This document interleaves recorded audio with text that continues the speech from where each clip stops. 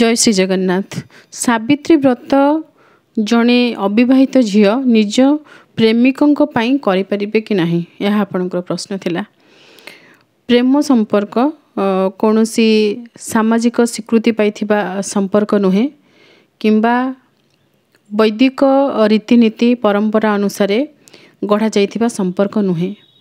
जो संपर्क को सामाजिक स्वीकृति मिली थाए, विवाह संपर्क को जमीती कह जाए कि वैदिक रीतिनीति संपन्न करा जाइथिबा स्वीकृति मिलिथिबा संपर्कटे, जो माने प्रेम करती से जितेबले विवाह करती सेतेबले से माने कही थांती कि आमर संपर्क को स्वीकृति मिलिला।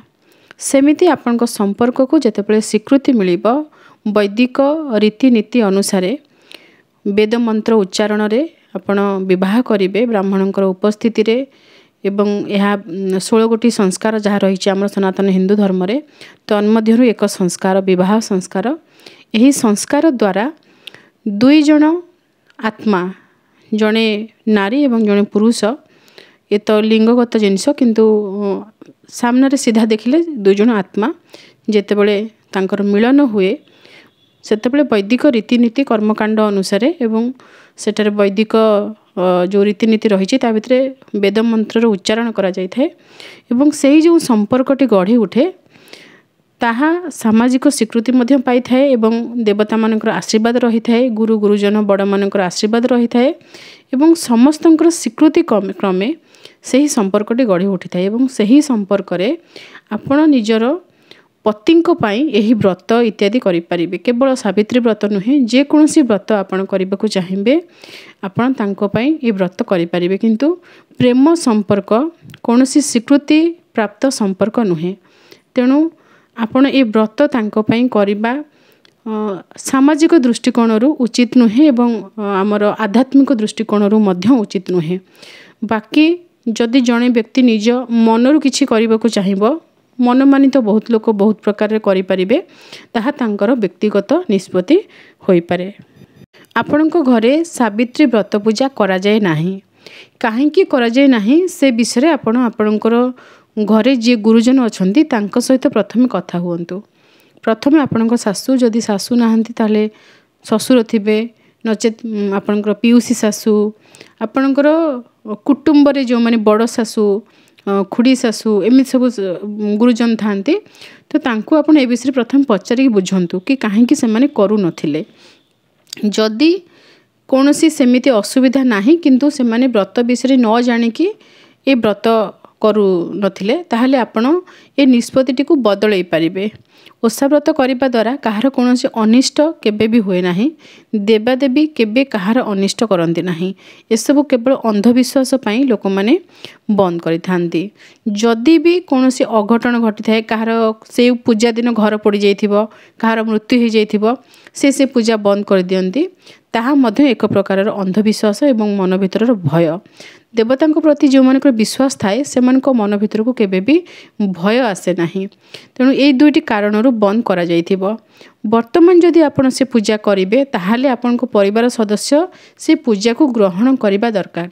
प्रथमे परिवार सदस्यंकर अनुमति आनी, समस्तंकर अनुमति जदि मिलुची, समस्ते भलरे हाँ कहउचंती, ताहाले आपण पूजा करंतु, विधिवत भाव पूजा करंतु। जदि केही भी अनुमति न दउचंती ताहाले आपण से दिनटी को चेष्टा करंतु, अरुआ टिके खाइकी आपणकर ठाकुर घरे प्रतिदिन जेमती पूजा करंती सेमिति आपण माँ सावित्रीଙ୍କ नारे दीपटे जालिबे। से विषय काहाकू जणैबार आवश्यकता नाही। फूलटी आपण देई परिबे, बेलपत्रटी आपण माँ को नारे आपण से दीप पाखरे देकी आपण सेठी मुंडियाटे मारिबे एवं माँ कोनोसी रूप रे आपणको पाखको आसी पारंती।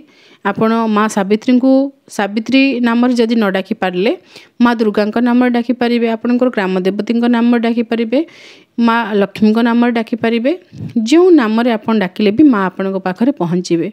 तेणु कोनोसी प्रकार मन दुख करिबार नाही, किंतु पारिपार्श्विक परिस्थिति एवं परिवार सदस्य को ध्यान रखिकी से माने को भली ए परिस्थिति तांकर केउ भली भावना रहिबो, तांको भावना को आपण दृष्टि रे रखिकी कोनोसी निष्पत्ति नेबे।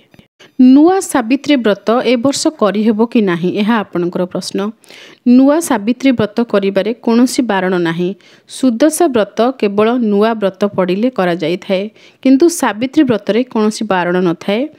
ଯେଉଁ ବୋହୂମାନେ ବିବାହ କରିଥାନ୍ତି ଏବଂ ତାଙ୍କର ବିବାହ ପରେ ପ୍ରଥମ ବର୍ଷ ଯେଉଁ ସାବିତ୍ରୀ ବ୍ରତ ପଡ଼େ, ସେହି ପ୍ରଥମ ବର୍ଷ ହିଁ ସେମାନେ ବ୍ରତ କରିଥାନ୍ତି।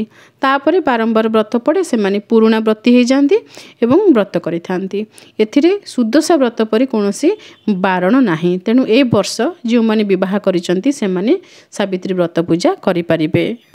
ନିଜ ପରିବାର କିମ୍ବା କୁଟୁମ୍ବରେ ଯଦି କାହାର ଦେହାନ୍ତ ହୋଇଯାଇଛି ତାହେଲେ 1 ବର୍ଷ ପର୍ଯ୍ୟନ୍ତ ପୂଜା କରାଯିବ କି ନାହିଁ। ଖାସ୍ କରିକି ବର୍ତ୍ତମାନ ସାବିତ୍ରୀ ବ୍ରତ, ତ ସାବିତ୍ରୀ ବ୍ରତ ପୂଜା କରାଯିବ କି ନାହିଁ, ଏ ବିଷୟରେ ଆପଣଙ୍କର ପ୍ରଶ୍ନ ରହିଛି। 1 ବର୍ଷ ପର୍ଯ୍ୟନ୍ତ ନିଜ ପରିବାର ସଦସ୍ୟ ହୁଅନ୍ତୁ ବା କୁଟୁମ୍ବରେ ଯିଏ ଆପଣଙ୍କର ରକ୍ତ ସମ୍ପର୍କୀୟ, କୁଟୁମ୍ବ ବା ନିଜ ଭାଇ ବୋଲି ଯାହାଙ୍କୁ କୁହାଯାଇଥାଏ, ତାଙ୍କ ପାଇଁ ଆପଣ ପାଳନ କରିବେ। କିନ୍ତୁ ବହୁତ ବଡ଼ ବଡ଼ ପୂଜା ଅନୁଷ୍ଠାନ, ଯେମିତିକି ଆପଣଙ୍କୁ କୌଣସି ଜାଗାରେ ସେମିତି ସୁବିଧା ମିଳିଲା ଯଜ୍ଞ କରିବା ପାଇଁ, ମନ୍ଦିର ଗୋଟିଏ ପ୍ରତିଷ୍ଠା ହେଉଛି, ଆପଣଙ୍କୁ ସେଠି କର୍ତ୍ତା ବସିବା ପାଇଁ କୁହାଗଲା, ତ ଏସବୁ ବଡ଼ ବଡ଼ ଅନୁଷ୍ଠାନ କରିବା ପାଇଁ ବାରଣ କରାଯାଇଥାଏ।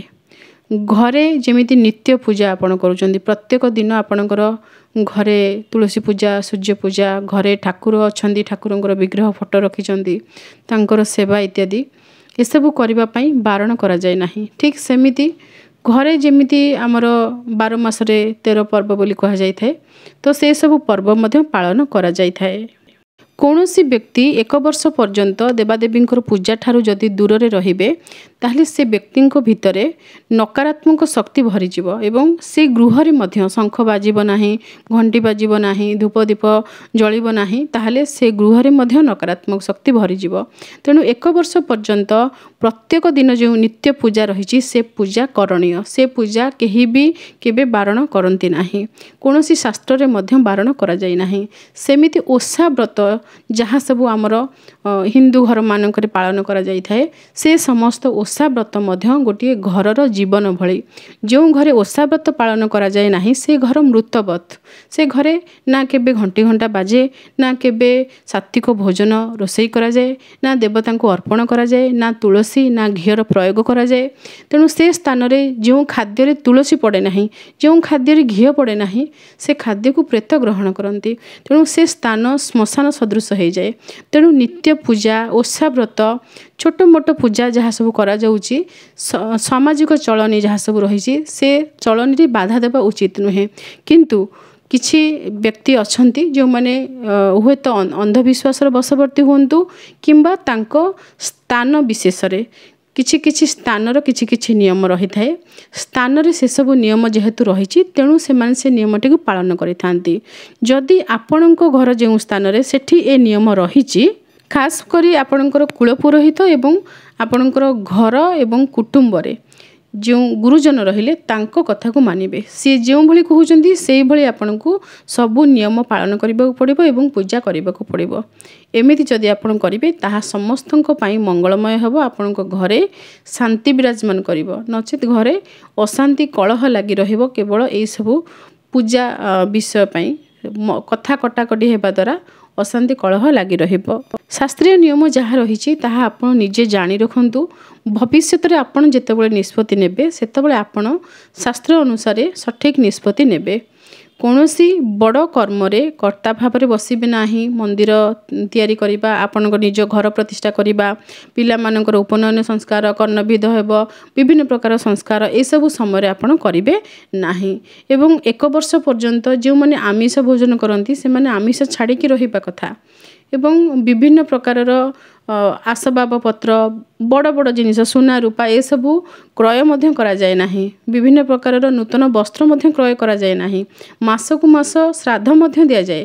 ସମସ୍ତ ନିୟମର ପାଳନ କରିବା ଉଚିତ। କେବଳ ନୁହେଁ ଯେ ଆମେ ପୂଜା ବନ୍ଦ କରିଦେବା, ଏ ସମସ୍ତ ନିୟମର ପାଳନ କରିବା ଉଚିତ। ଆପଣ ପୁରୋହିତଙ୍କ ସହିତ କଥା ହେଲେ ଆପଣଙ୍କୁ ବର୍ଷ ସାରା ବିଭିନ୍ନ ନିୟମ ମିଳିଯିବ। ଆପଣ ଯଦି ଚାହୁଁଛନ୍ତି ବାସ୍ତବରେ କାହା ପାଇଁ ସଠିକ୍ ଭାବରେ ପାଳନ କରିବା ପାଇଁ। ପିତୃପୂଜାର ମଧ୍ୟ ନିୟମ ରହିଛି, କିନ୍ତୁ ପ୍ରତ୍ୟହ ପୂଜା, ନିତ୍ୟ ପୂଜାକୁ କେହି କେବେ ବି ବନ୍ଦ କରିନାହାନ୍ତି। ସୂର୍ଯ୍ୟ ପୂଜା ଏବଂ ବୃନ୍ଦାବତୀଙ୍କୁ ଜଳ ଅର୍ଘ୍ୟ ଦେଇ ଆପଣଙ୍କ ଗୃହରେ ଯେଉଁ ଦେବାଦେବୀ ଅଛନ୍ତି ତାଙ୍କୁ ଯେମିତି ହେଲେ ଟିକେ ଭୋଗ ଲଗେଇକି ଧୂପ ଦୀପ ଆଳତି ତାଙ୍କର ସ୍ନାନ ଇତ୍ୟାଦି ଯାହା ପଞ୍ଚ ଉପଚାର ପୂଜା ସେତିକି ନ କରିକି ଯେଉଁ ଗୃହକର୍ତ୍ତା ଖାଦ୍ୟ ଗ୍ରହଣ କରିବ ତାହା ସବୁଠାରୁ ବଡ଼ ପାପ ଏବଂ ସେ ଗୃହକର୍ତ୍ତା ପାପରେ ଭାଗୀ ହେବେ। ସେମିତି ଯାହା ସବୁ ଓଷା ବ୍ରତ ଆମେ ପାଳନ କରୁଛେ 12 ମାସରେ 13 ଜାତ ଆମର କୁହାଯାଉଛି ମହାପ୍ରଭୁଙ୍କୁ ନେଇକି ଆମର ସବୁ ଓଷା ବ୍ରତ। ତ ଏସବୁ ଓଷା ବ୍ରତ ପାଳନ କରିବା ଦ୍ୱାରା ଆମର ସଂସ୍କୃତି ପରମ୍ପରା ଆମ ଧର୍ମ ଏସବୁ ଜୀବିତ ରହିବ। ଯେଉଁମାନଙ୍କର ବଡ଼ କୁଟୁମ୍ବ ସେମାନଙ୍କର କୁଟୁମ୍ବରେ ବାରମ୍ବାର ଛୁତକ ମୃତକ ଲାଗି ରୁହେ। ଯଦି ଆମେ ଏମିତି ଏକ ବର୍ଷ ପୂଜା କରିବାନି ବୋଲି ଛାଡ଼ିବା ତାହେଲେ କେବେ ବି ଆଉ ପୂଜା କରିପାରିବା ନାହିଁ। ମା ସାବିତ୍ରୀଙ୍କର ପୂଜା ଯଦି ଆପଣ ସ୍ୱଗୃହରେ କରିବେ ନିଜର ଠାକୁର ଘରେ କରିବେ ପୂଜା ସରିବା ମାତ୍ରକେ ମାଙ୍କର ବିସର୍ଜନ କରିଦେବେ। ଯଦି ଗୋଟିଏ ଦିନର ପୂଜା ଆପଣ କରୁଥିବେ ଯେଉଁମାନେ ତ୍ରିଦିନାତ୍ମକ କରିବେ ସେମାନେ ପ୍ରଥମ ଦ୍ୱିତୀୟ ଏବଂ ତୃତୀୟ ଦିନ ପୂଜା କରିକି ତୃତୀୟ ଦିନ ହିଁ ଘଟ ବିସର୍ଜନ କରିବେ।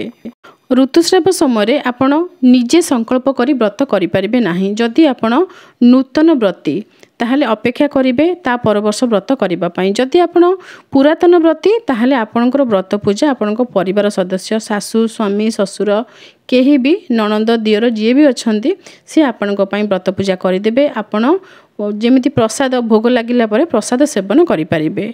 ଋତୁସ୍ରାବ ସମୟରେ ମନ୍ତ୍ର ଜପ କରାଯାଏ ନାହିଁ। ଠାକୁରଙ୍କର ନାମ ଜପ କରିପାରିବେ।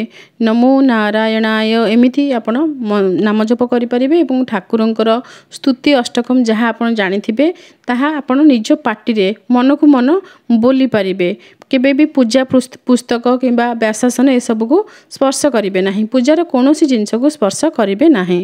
କେବଳ ଋତୁସ୍ରାବ ନୁହେଁ ଛୁତକ ମୃତକ ଗ୍ରହଣ ପରାଗ ଏସବୁ ସମୟରେ ଆପଣ ମାନସିକ ପୂଜା କରିପାରିବେ। ମାନସିକ ପୂଜା ବିଷୟରେ ପୂର୍ବରୁ ଆମେ ଭିଡ଼ିଓ ମାଧ୍ୟମରେ ଆପଣଙ୍କୁ କହିଛୁ। ନିଜ ମନ ଭିତରେ ଆପଣ ପୂଜା କରିବେ। ଆପଣଙ୍କୁ ସେଥିପାଇଁ କିଛି ସମୟ ଦରକାର 15-20 ମିନିଟ୍ ଆପଣ ବସିବେ ଗୋଟେ ଜାଗାରେ ଚୁପଚାପ ବସିବେ କେହି ଆପଣଙ୍କର ଆଖପାଖରେ ନଥିବେ ମନକୁ ଏକାଗ୍ର କରିବେ ଏବଂ ଆପଣଙ୍କର ଗୃହରେ ଯେଉଁ ଦେବାଦେବୀ ଅଛନ୍ତି ତାଙ୍କର ବା ଆପଣ କେଉଁଠି ବି ଠାକୁରଙ୍କର ଫଟୋ ଦେଖିଛନ୍ତି ତାଙ୍କୁ ନିଜର ଆଖିରେ ବସେଇବେ ତାଙ୍କୁ ଆପଣ ଦର୍ଶନ କରିବେ ଏବଂ ନିଜର ଚିନ୍ତାରେ ଆପଣ ଯେଉଁ ବସିଛନ୍ତି ଧ୍ୟାନରେ ସେଇ ଧ୍ୟାନରେ ବସିବା ସମୟରେ ଆପଣଙ୍କର ଯେଉଁ ଚିନ୍ତା ବା ଭାବନା ଯେଉଁ ରହିଲା ସେଇ ଭାବନାକୁ ଆପଣ ଦେବତାଙ୍କୁ ଅର୍ପଣ କରିବେ। ଅର୍ଥାତ୍ ଆପଣ ମାନସିକ ଭାବରେ ମନରେ ଦେବତାଙ୍କୁ ସ୍ନାନ କରାଇବେ ବେଶ ଶୃଙ୍ଗାର କରାଇବେ ଭୋଗ ଲଗାଇବେ ଏସବୁ କିଛି ଆପଣ ଭାବି ଚାଲିବେ। ଯେମିତିକି ଆମେ ଏଠି ବସିଛେ ଆମେ ମନ ଭିତରେ ଭାବୁଛେ କି ଆମେ କେଉଁଠି ଯାଇକି ବାହାରେ ଗୋଟେ ଜାଗାରେ ବୁଲି ଆସିଲେ ସେଇଭଳି ଭାବରେ ଆମେ କିନ୍ତୁ ଅଛେ ଏଇ ଜାଗାରେ ଆମର ଶରୀର ଏଠି ଅଛି ମନ କିନ୍ତୁ ଅନ୍ୟ ଜାଗାକୁ ଚାଲିଗଲା। ତ ସେଇଭଳି ଭାବରେ ଆପଣଙ୍କ ଶରୀର ଗୋଟିଏ ଗୃହରେ ରହିଲେ ମଧ୍ୟ ଆପଣଙ୍କର ମନ ଯାଇକି ଠାକୁରଙ୍କର ସେବା କରି ଆସିବେ। ଶରୀର ଆମର ଅଶୁଦ୍ଧ ଅଛି ଆମେ ଋତୁସ୍ରାବରେ ଅଛେ କିନ୍ତୁ ଆମର ମନ ଅଶୁଦ୍ଧ ନାହିଁ। ତେଣୁ ମନ ଦେବତାଙ୍କ ପାଖକୁ ଯାଇକି ଦେବତାଙ୍କୁ ସ୍ପର୍ଶ କରିକି ପୂଜା କରିକି ଆସିପାରିବେ। ଏହା ଅତ୍ୟନ୍ତ କଠିନ ପୂଜା। ସାବିତ୍ରୀ ବ୍ରତ ବିଷୟରେ ଆପଣ ଯାହା ସବୁ ପ୍ରଶ୍ନ ପଚାରିଥିଲେ ଆମେ ସମସ୍ତ ପ୍ରଶ୍ନର ଉତ୍ତର ଦେଇ ସାରିଛୁ। ସାବିତ୍ରୀ ବ୍ରତର ପୂଜା ବିଧିର ଭିଡ଼ିଓ ଆମେ ସେୟାର କରିବୁ ଆପଣଙ୍କ ସହିତ। ତା ପୂର୍ବରୁ ଆପଣଙ୍କର ଯଦି କିଛି ପ୍ରଶ୍ନ ଅଛି ଏଇ ଭିଡ଼ିଓର କମେଣ୍ଟ ସେକ୍ସନରେ ଲେଖିବେ। ପୂଜା ବିଧି ଭିଡ଼ିଓରେ ଆମେ ସବୁ ପ୍ରଶ୍ନର ଉତ୍ତର ଦେବା ପାଇଁ ଚେଷ୍ଟା କରିବୁ। ଆଶା କରୁଛୁ ଭିଡ଼ିଓ ସାହାଯ୍ୟକାରୀ ହୋଇଥିବ। ରହୁଛୁ। ଜୟ ଶ୍ରୀ ଜଗନ୍ନାଥ।